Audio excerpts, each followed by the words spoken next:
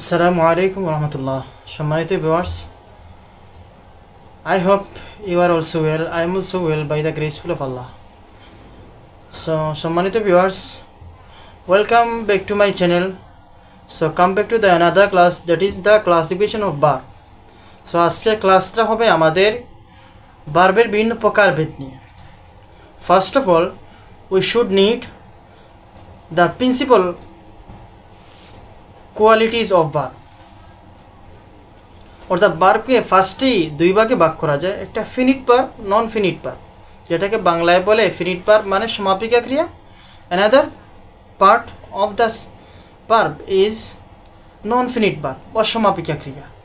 এখন আমরা একটু ডিসকাশনে চলে যাই যে কীভাবে হলে এটা আমরা বুঝবো ফিনিট ভার্ব আর কীভাবে হলে এটা নন ফিনিট ভার্ব।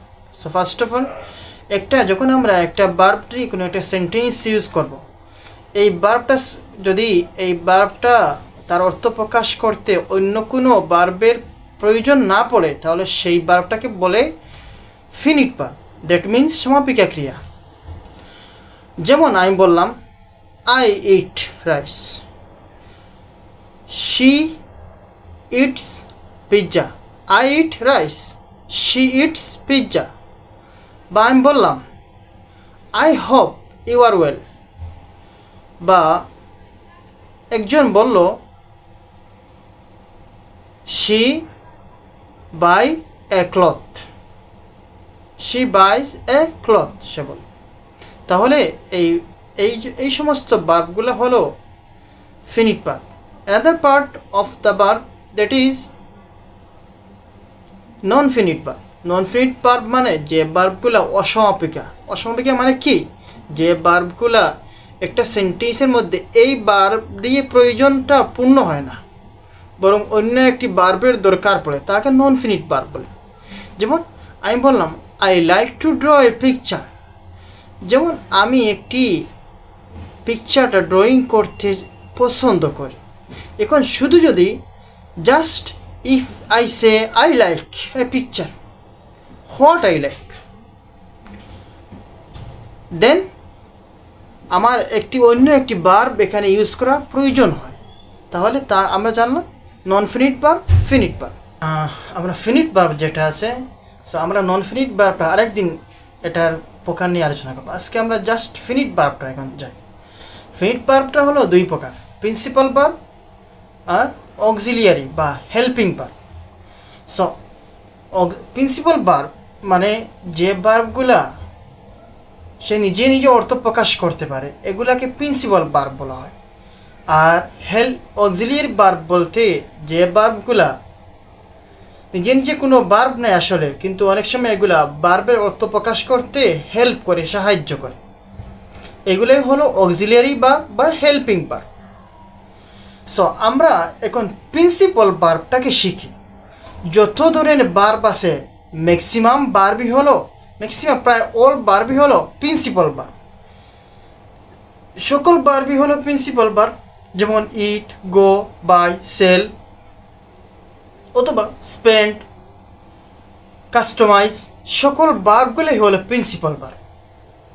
এখন আমরা প্রিন্সিপাল ভার্বের আরেকটু কোয়ালিটি করি, আমরা এগুলাকে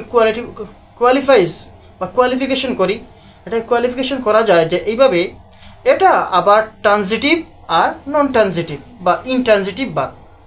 ট্রানজিটিভ ভার্ব মানে যে ভার্বের শুধুমাত্র কর্তা নিয়েই তা পরিপূর্ণ হয়ে যায়, তার অন্য কোনো জিনিসের প্রয়োজন হয় না। আর নন ট্রানজিটিভ বা ইনট্রানজিটিভ ভার্ব, যে ভার্বগুলা তার কর্তা নিয়েই তা থাকে না, বরং অন্য আরেকটি জিনিস করতে হয়, এটাকে ইনট্রানজিটিভ ভার্ব বলা হয়।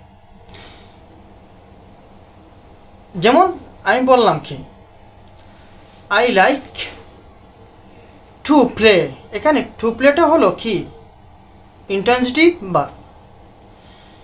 তারপরে আর ট্রানজিটিভ ভার্ব, যেমন আমি বললাম আই ইট রাইস, কেন তার শুধু একটি অবজেক্ট নিয়েই তা প্রয়োজন, তা পরিপূর্ণ হয়ে গেছে, আর কোনো কিছু বলার দরকার নেই। বা আমি বললাম I buy a pen, only just I buy pen বললাম, জাস্ট এতটুকু আমার ট্রানজিটিভ ভার্বটা হয়ে গেল। কিন্তু ইন্ট্রানজিটিভ অনেক সময় নর্মালি একটা ভার্বকে আরেকটি কাজ, একটা থাকে মেইন ভার্ব, আরেকটা থাকে ট্রানজিটিভ অর্থাৎ সেকেন্ড ভার্ব। যেমন আমি বললাম I want to choose him, আমি তাকে পছন্দ করতে চাই, আমি বললাম। বা you want to buy a cloth. তাহলে এখন আমরা আরেকটা পার্টে যাই, অক্সিলিয়ারি ভার্ব। আমরা আগে ফার্স্টে একটু আগে শিখে আসছিলাম যে অক্সিলিয়ারি ভার্বগুলো হেল্পিং ভার্ব। এখন এগুলাকে আবার দুই ভাগে ভাগ করা যায়। একটা হলো প্রাইমারি অক্সিলিয়ারি ভার্ব, আবার হলো modal auxiliary verb. Primary auxiliary verb মানে am, is, are, was, were. আর মডাল অক্সিলিয়ারি ভার্ব যেমন can, could, will, would, may, might, shall, should. Have to, has to, are to, am to, is to, had to, এইগুলাই হলো modal auxiliary verb. So আশা করি আপনাদের কিছুটা ফায়দা হবে এবং আপনারা এরকম ইংলিশ ল্যাঙ্গুয়েজ নিয়ে আরও বিভিন্ন নলেজ শেয়ার করার জন্য আপনাদের সাপোর্টিংটা আমাকে ইন্সপায়ার করতে পারবে। সো আপনারা বেশি করে লাইক এবং শেয়ার এবং সাবস্ক্রাইব করেন। আসসালামু আলাইকুম।